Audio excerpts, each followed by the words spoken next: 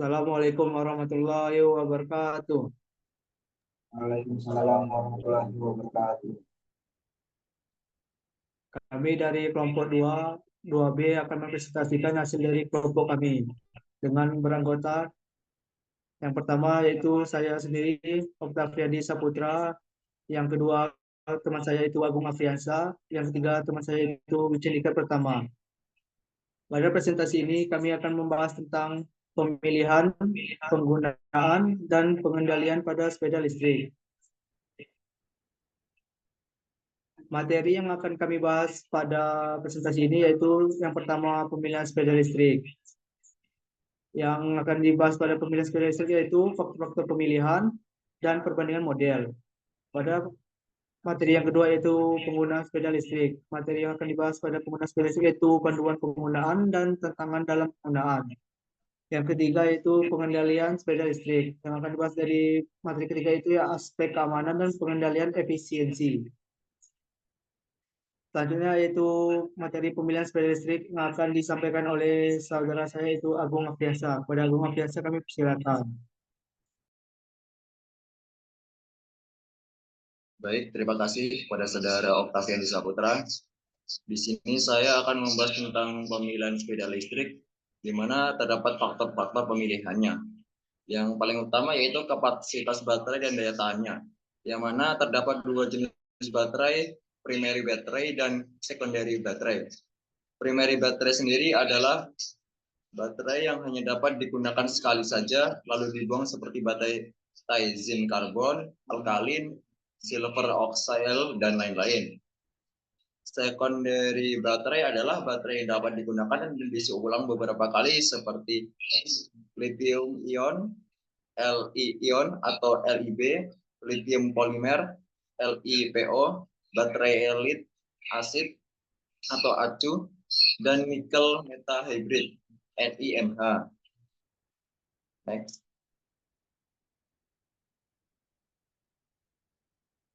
Nah, pada baterai sendiri terdapat kelebihan dan kekurangannya pada jenis-jenis masing baterai sendiri. Pada jenis baterai lithium ion terdapat kelebihan yaitu tanpa efek memori, memiliki kepadatan energi yang sangat tinggi sehingga banyak energi dapat disimpan di dalamnya, dan juga kehilangan energi yang lambat saat tidak digunakan. Terdapat juga kekurangannya yang mana memiliki line life yang pendek dari 2 sampai 3 tahun dan tanggal pembuatan, mengalami degradasi lebih cepat jika mereka terkena panas dibandingkan dengan paparan suhu normal, dan yang terakhir yaitu dapat mengalami penuaan meskipun tidak digunakan. Terdapat juga jenis baterai LiPo yang mana kelebihannya 4 kali kepadatan energi baterai nikel kadmium atau NiCad atau nikel metal hybrid NiMH. Terdapat kekurangannya juga yaitu memiliki lifetime yang lebih pendek daripada baterai NiMH dengan rata-rata hanya 300 sampai 400 siklus jika dirawat dengan baik. Next.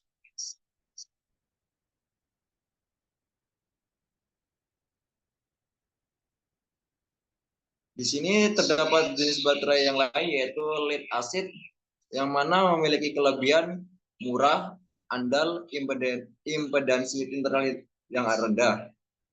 Serta terdapat kekurangan yaitu ukurannya yang relatif besar dan berat. Terdapat juga jenis baterai yang terakhir yaitu NiMH yang memiliki kelebihan yaitu kapasitas lebih tinggi 30-40% dibandingkan baterai NiCd, ramah lingkungan, dan penyimpanan dan transformasi lebih mudah. Terdapat juga kekurangannya yaitu perlu di-maintenance rutin untuk mencegah kristalisasi, serta waktu charging lebih lama karena menghasilkan panas saat charging. Next. Di sini pada pembahasan yang kedua dari materi yang saya bahas yaitu terdapat juga perbandingan model, di mana terdapat model dari Brasset and Brussels Motors. Nah, motor ini sendiri untuk sepeda listrik dapat berupa motor sikat atau dapat juga motor DC tanpa sikat dalam kurung motor BLDC. Motor tanpa sikat telah menjadi standar industri karena secara umum motor ini lebih senyap, lebih kecil dan lebih ringan serta tidak perlu diservis. Next. Terdapat juga yaitu sensorless or permanent magnet BLDC motor.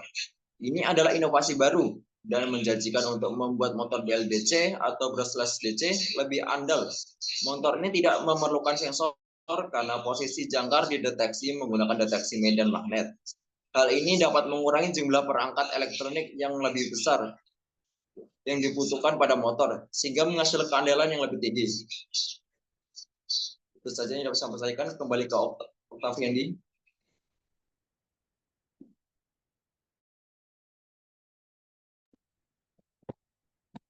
Baiklah, yang selanjutnya akan disampaikan oleh Saudara Richen. Kepada Saudara Richen kami persilakan.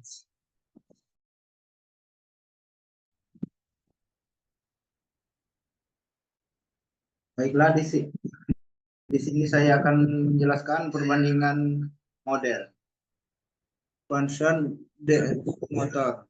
Motor ini sederhana dan ringan yang pada dasarnya bekerja dengan memutar roll yang ditekan ke ban sepeda. Ada batasan daya yang dapat diberikan melalui penggerak gesekan karena percepatan bergantung pada roll yang mempertahankan kontak yang kuat dengan bidang kecil ban. Next. Pengguna sepeda listrik, panduan pengguna, proses kerja. Saat pengendara mulai meniru, sensor pada sepeda listrik akan mendeteksi gerak tersebut dan mengirim sinyal ke sistem kontrol.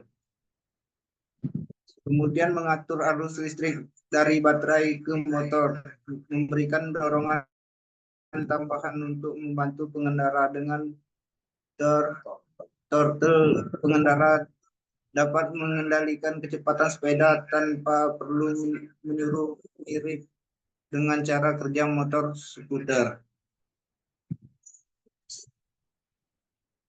Pengguna sepeda listrik, panduan pengguna, proses kerja. Gunakan charger yang sesuai. Gunakan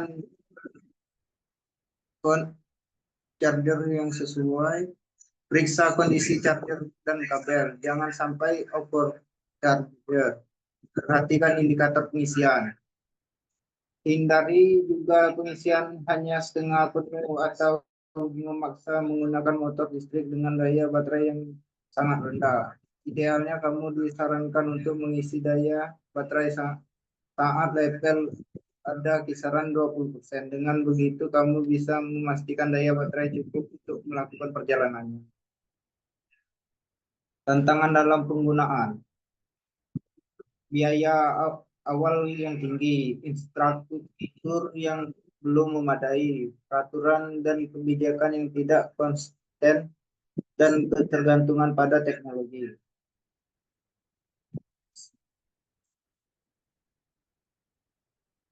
Baik, saya kembalikan kepada moderator yaitu Octaviandi Saputra. Pada Octav, dipersilakan.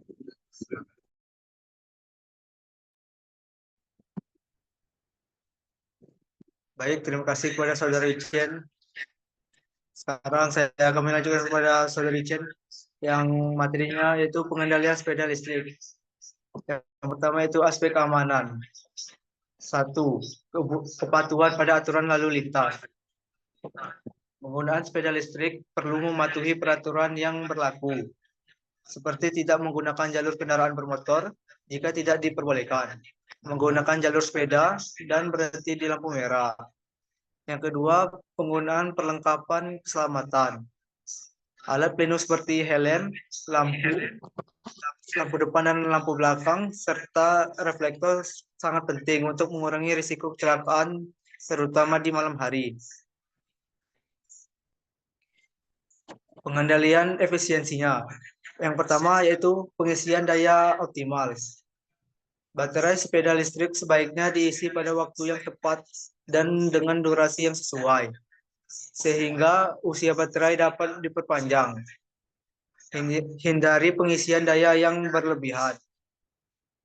Kedua, pengaturan kecepatan. Mengemudi dengan kecepatan yang stabil dan sesuai dengan medan dapat mengurangi konsumsi energi baterai. Selanjutnya yaitu pengendalian lingkungan. Yang pertama yaitu agar tidak mencemari lingkungan, proses daur ulang dan pengumpulan limbah yang terorganisir menjadi kunci dalam hal ini. Yang kedua, penggunaan energi terbarukan untuk pengisian daya. Jika memungkinkan, penggunaan sepeda listrik dapat memanfaatkan energi terbarukan, seperti panel surya untuk mengisi daya baterai. Sekian dari presentasi dari kelompok kami. Saya ucapkan wassalamualaikum warahmatullahi wabarakatuh.